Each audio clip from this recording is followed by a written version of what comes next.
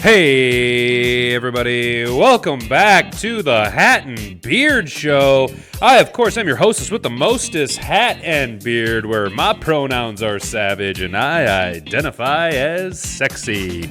You guys, we got a great show lined up for you. It is our Thursday Pick'ems, where we're going to go through each game, pick the winners and losers for each game this week before the Thursday night kickoff, where we have an exciting matchup of Big Blue and San Francisco ahead of us Thursday night to kick off the Week 3 2023 NFL season, you guys. I am hype. I'm ready to go. We're looking forward. We're no longer dwelling on the Seattle Seahawks as a Detroit Lions fan, and we are looking forward towards Atlanta, the 2-0 Atlanta Falcons. So that should be a good matchup, a bit of a potential get-right spot for the Lions.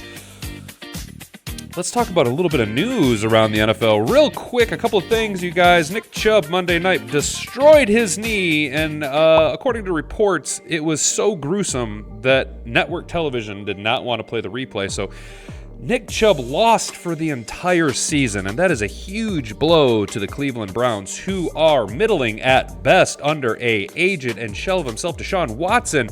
So the Cleveland Browns did the logical thing, and I'm not being sarcastic. I do think this is actually the logical choice for them to make. They went out and they re-signed Kareem Hunt off of free agency. Kareem Hunt spent the last couple of seasons in Cleveland as a two-headed monster in the backfield with Nick Chubb. I think Kareem Hunt will do okay. Does it save the Browns season? No, not at all. Two entirely different running back styles, and Nick Chubb is an elite running back. Unfortunately, this season, we have seen the fall off last week of Josh Jacobs, last year's NFL rushing leader, as well as Saquon Barkley get dinged up. And now Nick Chubb lost for the whole season. Running backs not really building a case for him to justify the long-term big contracts that they wanted, because they are merely proving the point that running backs do take an absolute beating. Other news around the league, Justin Fields came out and whined to the media saying that his coaching staff isn't using him properly, and unfortunately, I'm inclined to agree with him. What we have here is a bit of a square peg, round hole situation. Justin Fields is a Cam Newton-esque player. He's a very mobile, very athletic quarterback. And we have an offensive coordinator and head coach who are seemingly trying to make him be Phillip Rivers and throw in the pocket. Unfortunately for Justin Fields, that is not how his game translates. Chicago fans have had to bear that for the last 2 weeks, no pun intended. And the offensive output of the Chicago Bears has been dismal at best. So maybe they can get it right this week. We'll take a look at that game here coming up. But you guys, hey, before we get into the meat and potatoes of this episode, go ahead and do me a favor. We are steaming towards 500 subscribers. So if you like what we do here, do me a big favor. Join the team. Go ahead and smash subscribe. Click the like button if you enjoyed the video. And if you're really feeling like being part of the crew here, go ahead and ring that notification bell so that you never miss out on any future content. And you are privy to all updates, you guys. We are building an OG crew of ballers around here. I absolutely love every single one of you for coming and rocking with me. Especially you real OGs. You guys know who you are. Man, you guys are building a hell of a community around here, and I really appreciate it, y'all. I really appreciate it, y'all. This is getting to be a little bit of fun. Thanks for rocking with me last night through our dismal angry video. You guys know how Hat and Beard gets. I am an angry person. Bet you couldn't tell that by the color of my hair.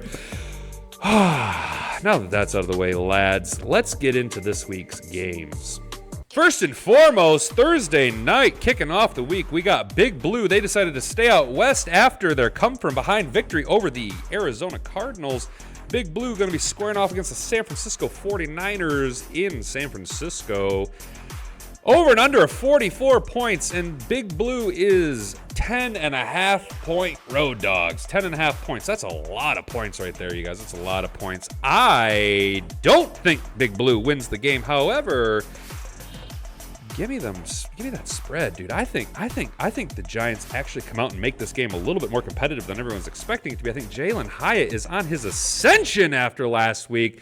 Maybe Daniel Jones can figure it out. And if there was ever a trap game for Big Blue to come out and shock the world, to be Thursday night on the road against the powerhouse San Francisco 49ers, who I, earlier on this year, declared to be the NFC Championship bound San Francisco 49ers under Brock Purdy. I do think the 49ers have a good team. I just think that this could be a bit of a sticky situation, though.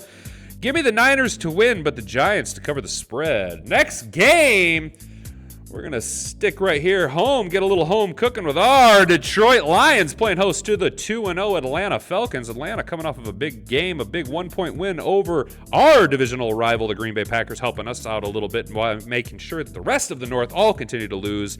If we're going to lose, everybody's going to lose. We're going to stay in contention for the North. We got a 46.5-point over-under, and the Falcons are 3-point road dogs. That is a tight game right there. That is a tight matchup of a relatively unknown, unproven offense in the Atlanta Falcons, though they do have some nice pieces in Drake London and Kyle Pitts, as well as the emergence of Bijan Robinson as possibly the next elite running back in the league. The Lions coming off a big, sneaky loss in overtime to the Seattle Seahawks. We covered that earlier on yesterday.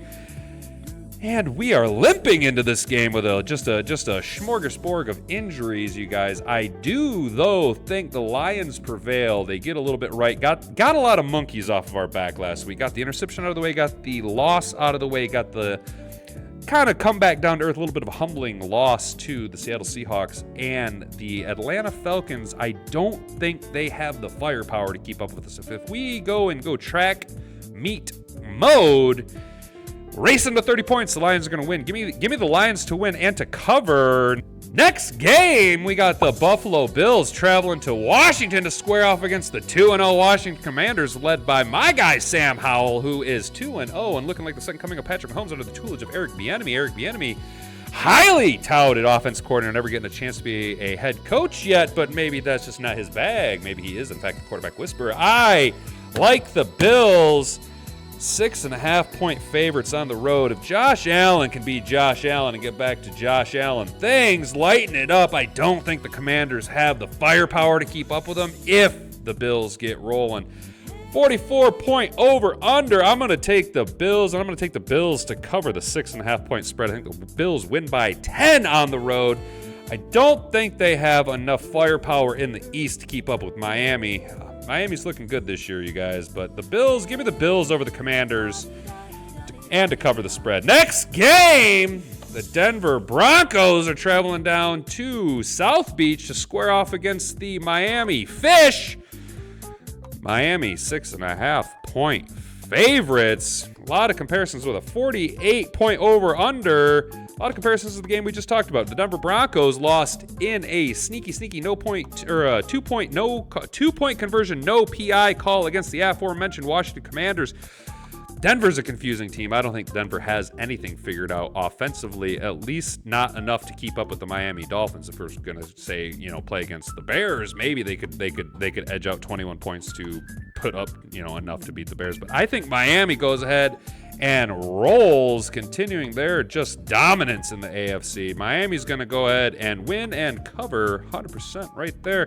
Next game, the Houston Texans traveling for a AFC South matchup against the Jacksonville Jaguars. Jacksonville giving them 9.5-point favorites with an over-under 44.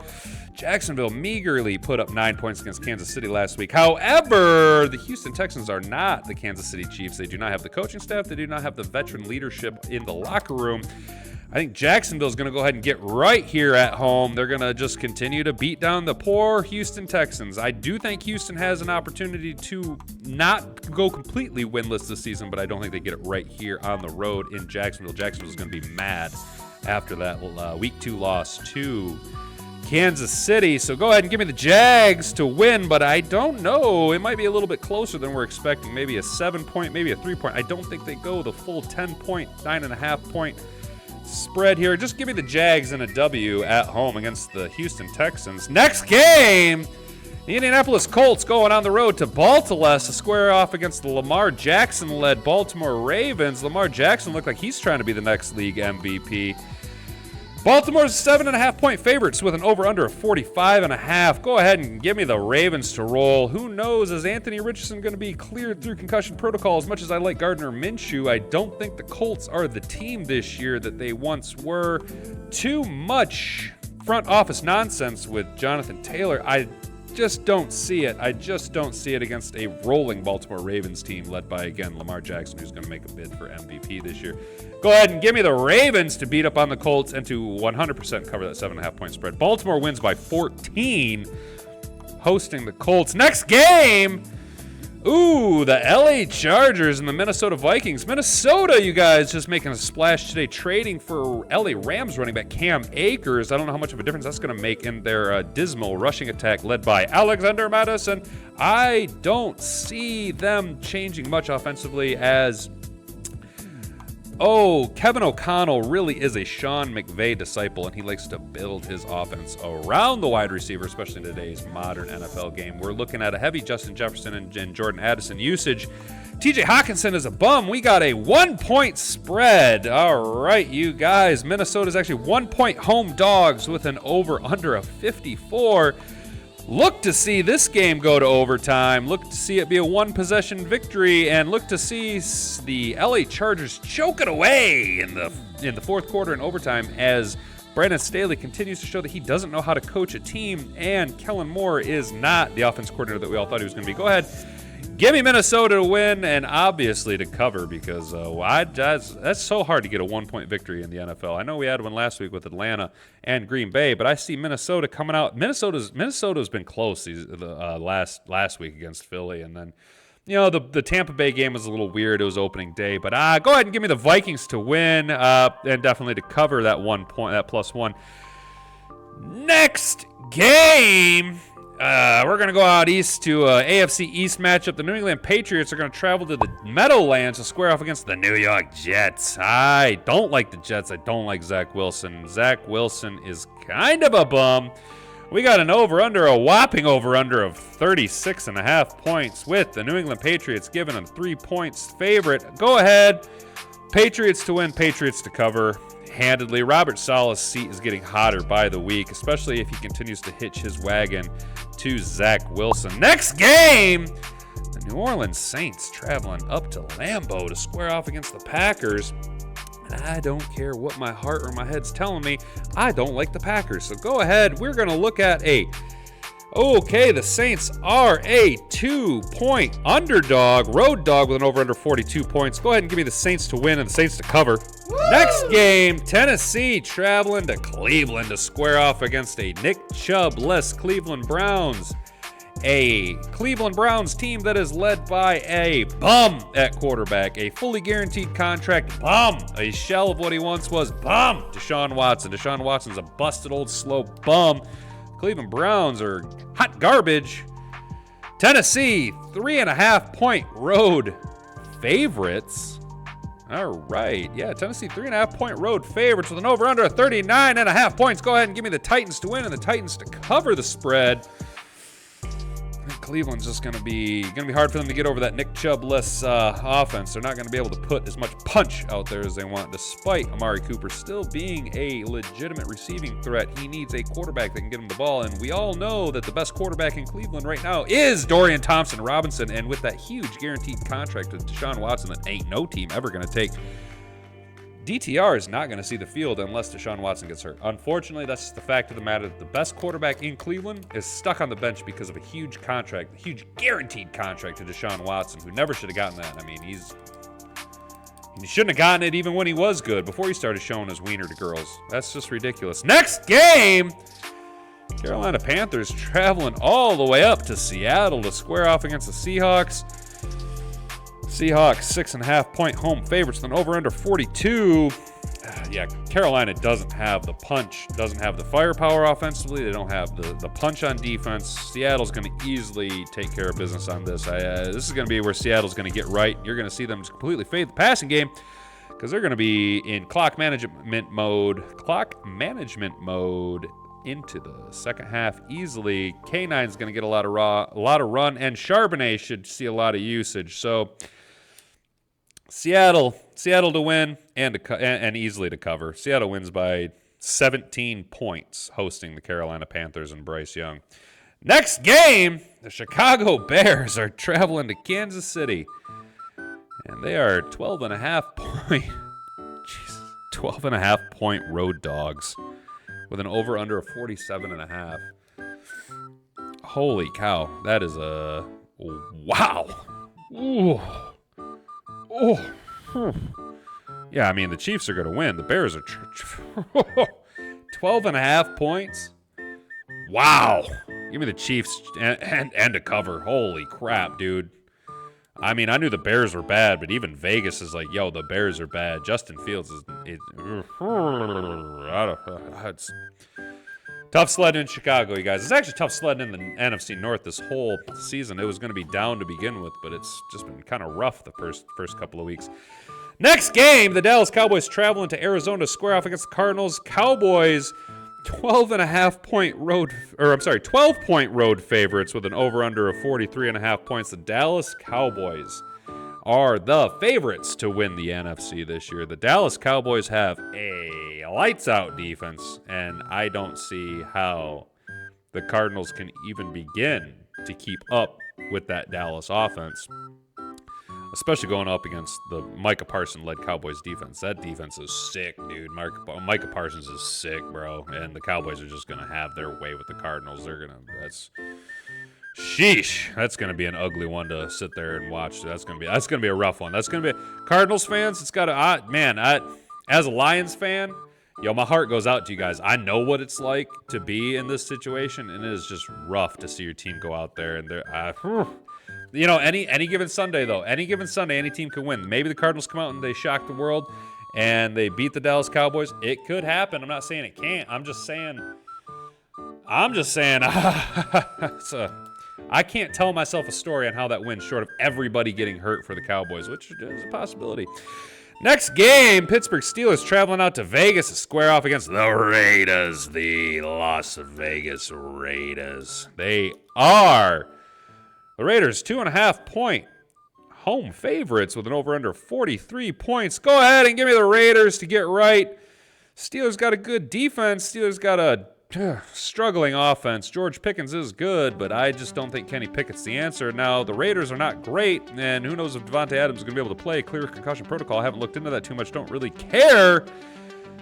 Josh Jacobs has got to be pissed after his performance last week, so expect Josh Jacobs to come out and just punch everybody in the mouth, take it to the Pittsburgh Steelers. Go ahead and Raiders to win and cover the 2.5-point spread. Monday night, we got another doubleheader. Monday night, we got the Eagles going down to Tampa Bay to square off against the Buccaneers. Buccaneers a little bit upstart this year under Baker Mayfield, but when the lights are bright, Baker Mayfield's going to fold under that vaunted Philadelphia defense. Maybe just roll out Kyle Trask and let him be the sacrificial lamb to them Wolves of the Philadelphia Eagles defense. We got an over-under 45.5 points, and the Buccaneers 4.5-point home dogs.